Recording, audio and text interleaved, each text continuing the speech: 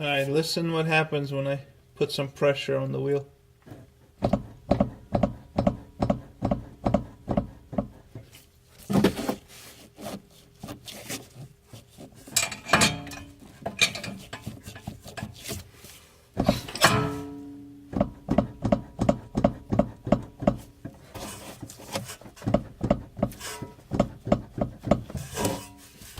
To me, this strut mount is either bad or this shock hasn't been tightened, like up there, the very top of the nut. So I would take this shock absorber off, make sure that the top is tightened, that strut mount, because it feels like it's not to me.